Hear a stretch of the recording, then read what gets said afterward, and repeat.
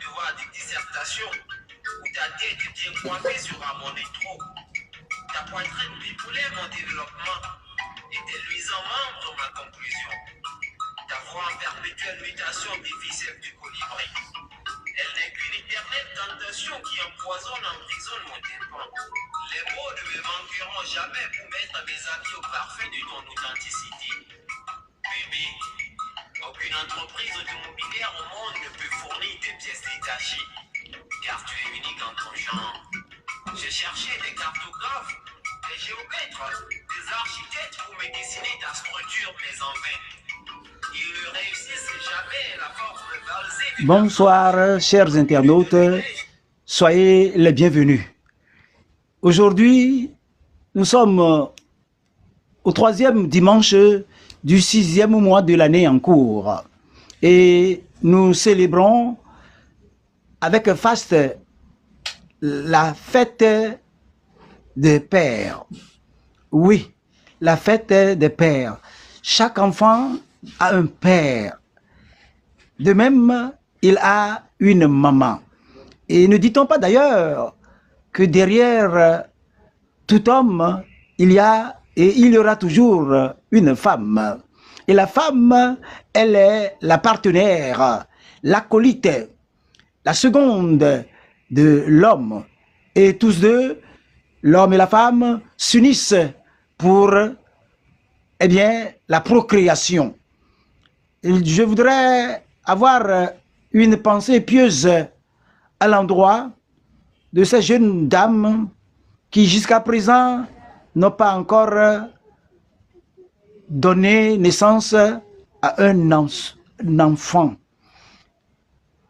Nous prions fermement le Très-Haut, humblement nous le prions, nous le supplions pour que dans chaque foyer, il y ait des vagissements, qu'il y ait des cris de nourrissons, car on reconnaît que lorsque dans un foyer où vivent un homme et une femme, et quand malheureusement il n'y a pas d'enfants, c'est comme des arbres plantés au milieu de la cour et qui malheureusement ne voient aucun oiseau se poser sur les branches pour faire entendre leur gazouillis.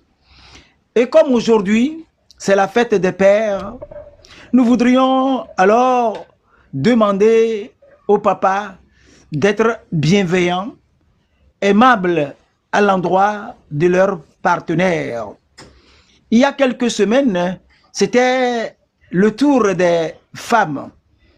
Et j'ose croire que nous les avons soutenues. Nous leur avons apporté ce dont elles avaient besoin. Même si ces gestes étaient insignifiants, ils devaient, ces gestes évidemment, être symboliques.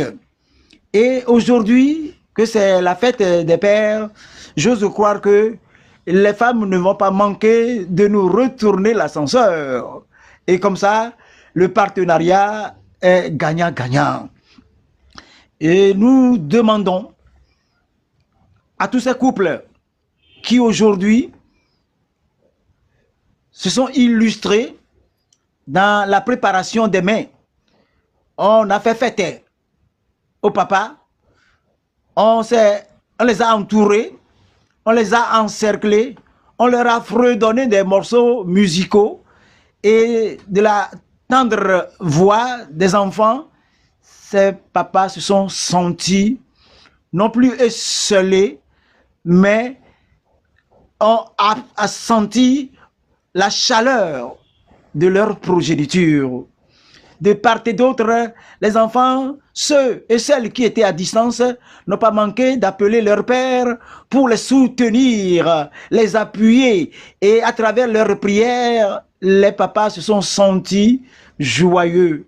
Et en retour, ils n'ont pas manqué de remercier le Très-Haut de leur avoir donné des enfants.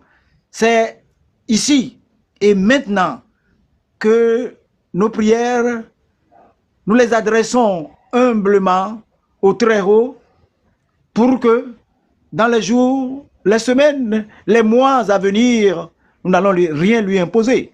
Mais humblement, nous lui demandons de tout faire pour que ces jeunes dames qui, au-delà de 31 ans, jusqu'à 42 ans, et qui ont leurs yeux embués de larmes, ces jeunes dames qui se sont comportées décemment, qui ont respecté, qui ont craint et qui craignent encore le Très-Haut, et elles dardent leur regard pour supplier le Très-Haut afin que sa compassion puisse les environner et leur permettre de tenir dans leurs bras deux petits enfants gesticulant, vagissant, pleurant, afin qu'elles soient en mesure de leur tendre leurs tétons, leurs mamelons, pour que ces derniers puissent faire la succion.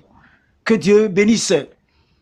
Et toutes ces dames et tous ces hommes qui travaillent pour la finition de l'œuvre du Très-Haut. Car quelque part, sur le plan biblique, le Très-Haut a demandé aux hommes et aux femmes, allez et multipliez-vous. Oui, allez et multipliez-vous, mais c'est pour que les parents soient responsables pour conduire leurs enfants à bon escient. Nous sommes toujours dans certaines